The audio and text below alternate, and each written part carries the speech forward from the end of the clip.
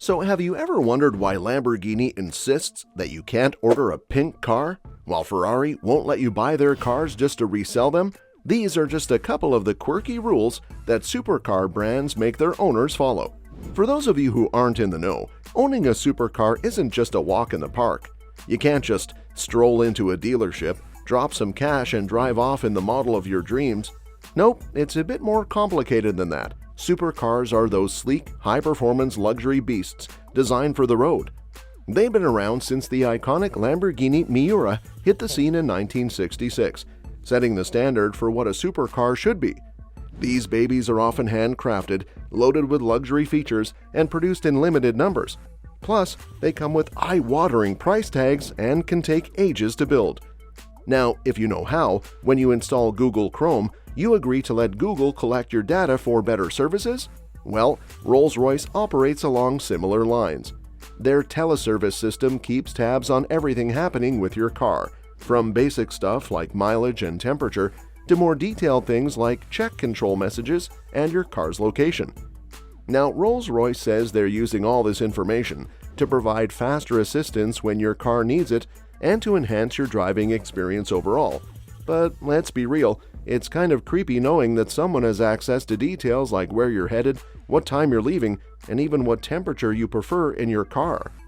Rolls-Royce takes serious pride in the craftsmanship and quality of each car they produce, and rightfully so. To maintain the integrity and value of their vehicles, they have a strict policy. Only Rolls-Royce approved technicians are allowed to lay hands on their cars.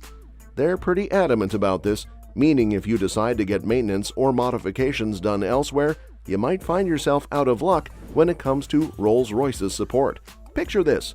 You want to replace your brake disc, but Rolls-Royce finds out you've made some unauthorized changes to your car seats. Suddenly, they're not so keen on helping you out. It might sound a bit extreme, but when you consider the level of customization and precision that goes into each Rolls-Royce, it starts to make sense.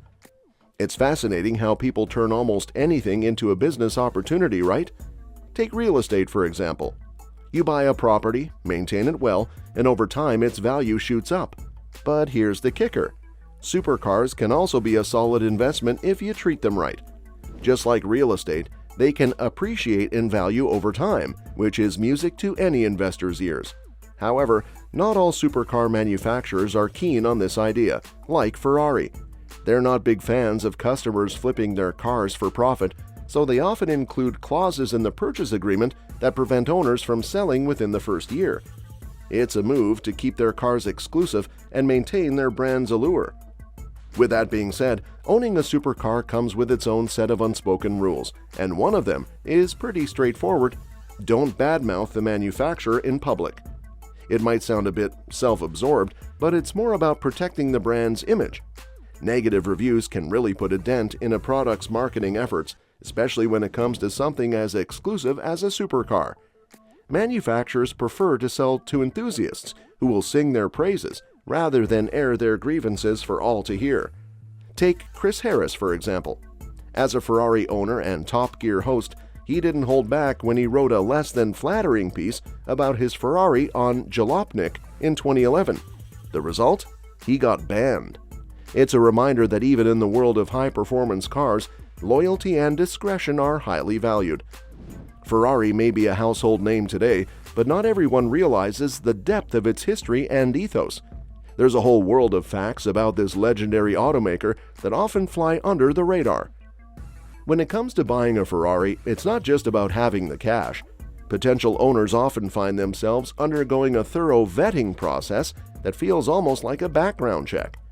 Reports suggest that Ferrari isn't shy about asking for a customer's ownership history to scrutinize before making a sale. In fact, some Ferrari enthusiasts go as far as to claim that dealers are more inclined to sell to buyers who are over 40 years old. It's a reminder that owning a Ferrari isn't just about buying a car, it's about becoming part of an exclusive club with its own set of standards and expectations. Supercar brands are notoriously picky when it comes to the colors of their cars. While they have their own preferred shades that they push during the pre-production phase, they also make it clear which colors they'd rather avoid to maintain their brand image. And one color that tends to raise eyebrows across the board? Pink. Lamborghini, for instance, isn't a fan of pink. They strongly discourage their customers from even considering it as an option. And over at Ferrari, the sentiment is pretty much the same. The CEO once declared that you'll never see a pink Ferrari rolling off the production line. It's all about preserving that sleek, powerful image these brands are known for. The age-old rivalry between Lamborghini and Ferrari is like a heated sports match, constantly pushing both brands to outdo each other. But when it comes to owning their cars, they're not so keen on sharing. Lamborghini, for example, prefers to sell to customers who are fully committed to their brand, meaning they'd rather not see a Ferrari sitting in the same garage. And you can bet Ferrari feels the same way. It's all about loyalty and keeping the rivalry alive even off the racetrack. It's crazy to think that even billionaires have limits when it comes to buying certain cars. Take the Mercedes AMG 1, for instance. With its insane Formula One hybrid tech and jaw-dropping 1,000 horsepower, you'd think everyone would want one. But nope, they're limiting it to just 275 lucky buyers, and even if you're swimming in cash, you're only allowed to snag one. Talk about a tease. And then there's the Bugatti Divo, a hypercar so exclusive that only 40 people in the world get to own one. Created to celebrate Bugatti's 110th anniversary, this beast boasts a whopping 1,500 horsepower. But here's the catch. Owners can't customize the rims, and they have to keep their cars available for updates. Those rims aren't just for show either. They're designed to keep the brakes cool and ensure safety at those mind-bending speeds. Talk about high stakes for high-end rides. When it comes to fuel and power, the SSC Tuatara doesn't mess around. With a staggering 1,750 horsepower under the hood, it's slated to be the fastest road-legal production car ever. But here's the kicker. You'll need to fuel it up with E85 to unlock its full potential. Otherwise, you'll have to settle for a mere 1,350 horsepower. Talk about needing the right juice to unleash the beast. And then there's the Rimac C2, a futuristic marvel of electric engineering. With a mind-blowing 1,914 horsepower and 2,297 Nm of torque, this baby doesn't just go fast, it practically teleports. Thanks to its intricate setup of electric motors and cutting-edge software, it can hit 0 to 100 kilometers an hour in a blistering 1.85 seconds. That's Formula One territory. But here's the catch. While it's tempting to push those limits and shred some tires, Rimac would prefer you didn't. Safety comes first, after all. Car owners love to personalize their vehicles with unique murals, and supercar owners are no exception. But not all manufacturers are thrilled about the idea. Some strongly advise against it, warning that failing to comply could result in being banned from purchasing future models.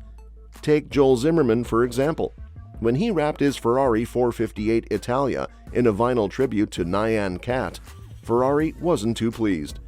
Zimmerman received a cease and desist letter, and while he complied, it's speculated that this might have impacted his chances of getting his hands on a new Ferrari down the line.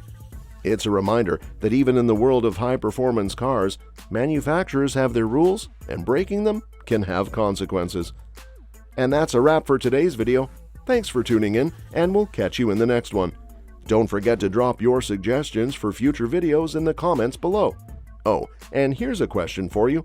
What surprised you the most about the rules and quirks of supercar ownership we discussed today? Let us know.